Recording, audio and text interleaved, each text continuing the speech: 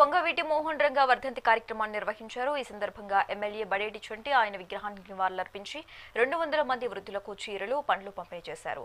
వంగవీటి రంగా తన తుదిశ్వాస వరకు పేదల పక్షాన నిలబడ్డారని, ప్రజల ఇళ్ల పట్టాల కోసం నిరాహార దీక్ష చేస్తూ ప్రాణత్యాగం చేశారని గుర్తు చేశారు.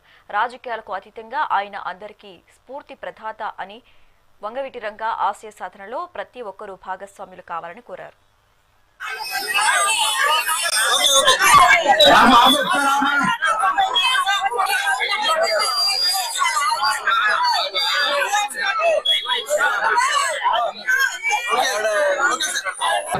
వంగవీటి మోహన్ రంగా గారి 37వ వర్ధంతి సందర్భంగా మరి ఆయనకి సిఆర్ రెడ్డి కాలేజీ విగ్రహం దగ్గర మరి గన్ని నివాళులు అర్పించడం జరిగింది.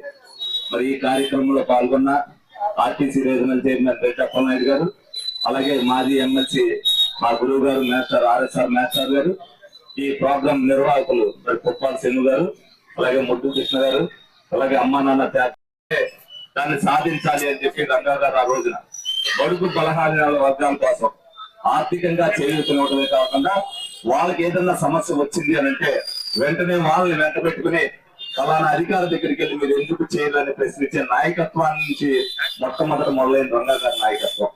ఆ విధంగా ప్రజల గుండెల్లో చిరస్థాయిగా మిగిలిపోయిన నాయకుడు ఎవరైనా ఉన్నారంటే రంగా గారి. రంగా గారి నేటికి కూడా చిరస్థాయిగా మిగిలిపోయింది. అలాగే ఈ రోజున బడేటి బుద్ధి గారు వర్ధంతి సందర్భంగా కూడా ఆయనకి కూడా ధన్యవాదాలు అర్పించు. నాకు నేనుగా వీళ్ళందరూ ఏదైతే చెప్పారో రంగా గారి ఆశయాన్ని ప్రజల్లో తీసుకెళ్తానికి నా వంతు కృషి నేను చేస్తున్నా. ప్రజల్లో ఉంటేనే చిరస్థాయిగా ఉండిపోతామన్న ఉద్దేశంతోనే ప్రజలకి దగ్గరగా ఉంటూ నేను చేతనైన సాయం వాళ్ళకి అందిస్తున్నాను. ఆర్థికంగా అవ్వచ్చు, అలాగే ఏదైతే ప్రభుత్వం ద్వారా ఏ సహాయ సహకారం అవ్వచ్చు అన్ని కూడా చేస్తున్నా. వంగవీటి మోహన్ రంగా గారి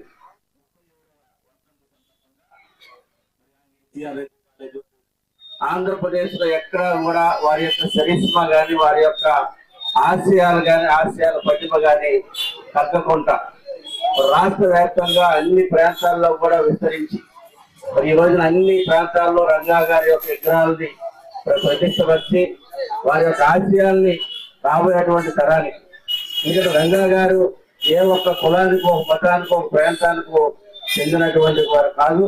రంగా గారు అందరి వాడు. రంగా గారు అందరి కోసం పనిచేశాడు. ఏ ఒక్క పేద మధ్య తరగతి వర్గాలు, వ్యాపార వాణిజ్య సంస్థలు ఉన్నటువంటి ఎవరు వచ్చినా కానీ వారి సమస్యలు పరిష్కారం చేయడమే లక్ష్యంగా పనిచేశారు. ప్రభుత్వం ఆ రోజున ఉన్నటువంటి ప్రభుత్వాలు కానీ, ఇతర శక్తులు కానీ ఆయన్ని వంచినప్పుడు కూడా ఎక్కడ కూడా వెనకాడి వేయకుండా తగ్గకుండా పోరాట పట్టుకుతో ప్రాణాలను అర్పిస్తా కానీ ఎక్కడ కూడా ఎక్కడైతే ఆపదలు ఉన్నటువంటి ప్రజలకి అండగా ఉండాలన్నటువంటి లక్ష్యంతో ఆయన ప్రయాణం కొనసాగింది. ఆంధ్రప్రదేశ్ లో ఎక్కడ కూడా వారి యొక్క చరిష్మా గాని, వారి